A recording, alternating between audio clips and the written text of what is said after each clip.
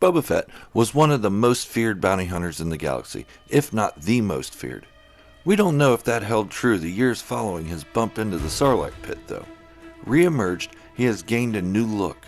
I made a video about a week or so ago about the significance of Boba Fett's new paint job, but I didn't touch on how he repainted a few items on his armor and what that means. I will dive a little into that today on Star Wars Fanatic.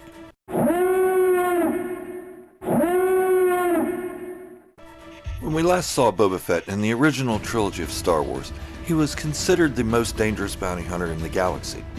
With his Mandalorian Beskar armor inherited from his father, he traveled the galaxy hunting beings for money. If you had a bounty on you and Boba Fett was looking for you, you were sure to be found, captured, and bounty collected.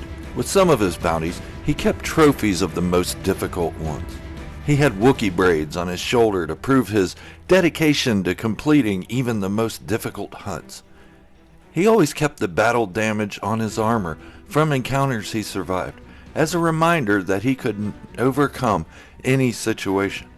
Not to mention, the battle markings, dented helmet, and missing paint were warnings to his prey that they too would be captured. The markings gave him a battle-hardened appearance that also served to intimidate those who would attempt to cross him. Then, blind luck in the form of a blind Han Solo got the best of him, as Han clumsily spun around with a force pike and slapped it against Boba's jetpack, sending him careening out of control into Jabba the Hutt's sail barge and tumbling into the Sarlacc pit below.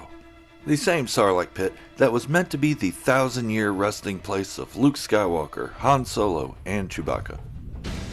This lapse of spatial awareness on Boba Fett's part cost him dearly. 5 years later, Boba Fett has defied the odds and escaped his desolate fate that would have taken a millennium. A feat that even the most hardcore Star Wars fans saw as impossible. Yet, here we are. The defeat in the Dune Sea was especially embarrassing for Boba Fett. How could this happen to the greatest bounty hunter ever? Someone who was raised and trained by the great Jango Fett, the adopted son of Jaster Muriel, the leader of the true Mandalorians. There were generations of training and leadership given to Boba, and he just didn't pay attention to what was going on around him. Lesson learned. Boba tracks down his armor to Cobb Vanth. The armor bears the scars of the giant sandmouth hole's digestive acids, as does Boba's face, all reminders of his failure. He finds his armor just in time to see Din Djarin retrieve the armor from Cobb Vanth and speed away. His father's armor that was gifted to him. His chain code is in that armor. Boba catches up with Din Djarin just as Din reaches a Jedi temple. He wants his armor back. Just as he and Mando strike a deal for the armor, the Empire arrive. Boba Fett, his new colleague Fennec Shan, and Din Djarin begin making short work of the stormtroopers. Then Boba sees it, the Razor Crest. He finds his armor inside and puts it over his current robes. He then makes really short work of the remaining stormtroopers, using all the gadgets in his personal arsenal. Boba Fett is back, and better than we have seen him in live action ever. When next we see Boba, he is exiting the Slave One, but something is different. He has repainted his armor. Not just that, he has ditched his traditional gray flight suit and armor padding for black robes and padding. A new look, a fresh look. But why? Well, in my excitement for the new look, I hastily made a video explaining that not only is it a new look, it's a new Boba Fett. I talked about how he may be changing his ways and redeeming himself.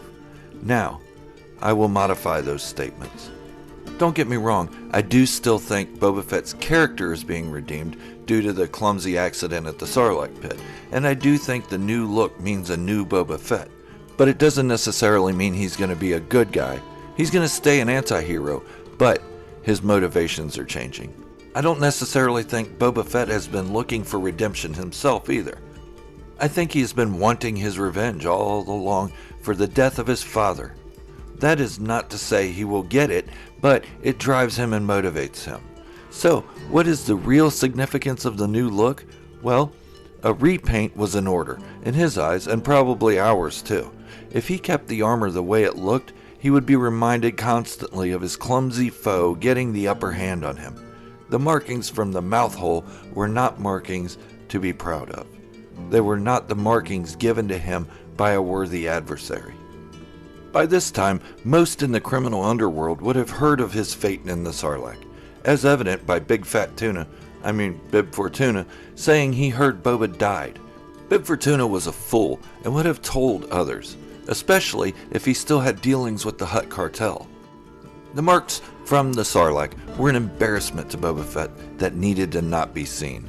With his face covered by the helmet and the new paint job, he would show the galaxy he is still the most feared, inspiring hunter in the game. But there is something that is a bit strange. He didn't just do a quick repaint of the armor. He paid special attention to certain area details. These details come in the form of his badge on his chest, the Mythosaur Skull on his shoulder, and the stripes on his helmet. As we all know, every little detail is important in Star Wars, from Luke Skywalker's black Jedi attire to Supreme Leader Snoke's ring. Everything has meaning. So what do these details mean, and why are they so important? The first that is hard to miss is the Mythosaur Skull on his left shoulder. The Mythosaur represents the Mandalore or Mandalorian leader in Legends. The last Mandalore leader in Boba Fett's lineage was his father, Jango Fett, and before him was Jaster Muriel. So Boba Fett's father Jango was the last Fett to lead the true Mandalorians, after Jaster was killed by Tor Vizsla of Death Watch. In Legends, Boba Fett was being trained by Jango as Jaster's legacy, the one who would rule as Mandalore. So I think there are two reasons he could have meticulously painted the Mythosaur Skull on his armor. The first, obvious reason is to honor his father and his adopted grandfather as the last rulers of Mandalore. The second, as a warning to other Mandalorians that he will be Mandalore one day and lead them to a new era. We can say all we want about the accuracy of these statements, as we don't know yet the intention of Boba Fett, and a lot of fans are split as to whether he is actually a Mandalorian. He has made a couple comments to Bo-Katan Kryze and Din Djarin that could lead us to believe he doesn't care to be a Mandalorian. But it could be that both are different parts of Death Watch and he doesn't care if they see him as a Mandalorian or not. He knows who he is, but at this point it could go either way. We will soon see. Now on to the second piece he repainted, the badge on his chest. This badge represents the Journeyman Protectors from Concord Dawn, a local law enforcement that Jaster Muriel belonged to. Jango Fett added this crest to the Slave One at one point, and Boba adapted it into his armor design when he was gifted the Beskar. Yes, it is Beskar, that has been confirmed. It appears this too has been added as another way to honor his father and grandfather. Boba Fett is very much someone who cared for his father. His armor really shows that. The most interesting part of it is that no Mandalorian that we have seen has questioned him for wearing these symbols. Yes, Bo-Katan did claim that he was not a Mandalorian when she first heard his voice, that of a clone, but soon realized he was trained by a Mandalorian. Din Djarin allowed Boba Fett to keep the armor. It was within his creed to return the armor to a Mandalorian, as Beskar was seen as being for Mandalorians only. However, even if he did feel the armor belonged to Boba Fett, only because of the lineage and not the creed, he probably would have asked him to remove the symbols, but he did not. In fact, when they were on the mission to rescue the child Grogu from Moff Gideon, Boba Fett repainted the armor and the emblems while accompanying by Din Djarin. Bo-Katan was also on the rescue, and neither said anything cross about Boba Fett wearing Mandalorian symbols on his armor. The last item he meticulously repainted was that of the stripes on the left side of his helmet. His old paint scheme had them as gold color. That faded to orange the further back they went. These are commonly referred to as kill stripes. I, however, see them as bounty stripes, high-profile bounties that he was very proud of. But why keep those, if he is a new man wanting vengeance for his father and his father's mentor? Because they actually honor his father.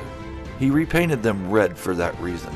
In Mandalorian tradition, red is symbolic of honoring someone who has passed. The yellow or gold color of the original stripes meant vengeance, and orange stood for a lust for life. The shift to red means the honoring of a parent. Even though I believe he is out for vengeance, it is a different kind of vengeance now. His vengeance prior with the yellow stripes was meant for his father's killer, Mace Windu, the Jedi who beheaded him during the first battle of Geonosis. It was his driving motivation for the first couple of decades after Jango was killed. Boba Fett now has a new lease on life. Killing the man who killed his father isn't the big picture. Now, this is all theory on my part and maybe a little bit of headcanon, but what is his vengeance now is more geared toward the ones that caused Jango to be an outcast in the first place. This spiral events would have led Jango to his fate on Geonosis. Jango would have never been there if Death Watch had not murdered his clan and the true Mandalorians. What if Boba Fett is looking for vengeance on Death Watch, but now see it as all but dismantled into smaller factions and no real leadership? Killing them would be too easy now. Leading them and becoming Mandalore, that's a whole other prize. That is what his father wanted for him all along anyway. So I believe the 3 emblems he repainted on his armor are a way to honor Jaster Muriel and his father Jango Fett, especially the wishes his father had for him to be Jaster's legacy.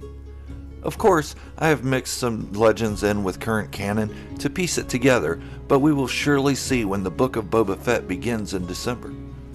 Please don't forget to hit that subscribe button if you haven't done so already. Stay up to date on my videos about Mandalorians and Star Wars lore and theories by turning on notifications. Hit the thumbs up as well to show your support for the hard work I put into this video, and share the video. Let's see if we can get this one to 1,000 views. Leave me a comment below as to what you think of this video. Thank you for watching, and remember, this is the way, the only way.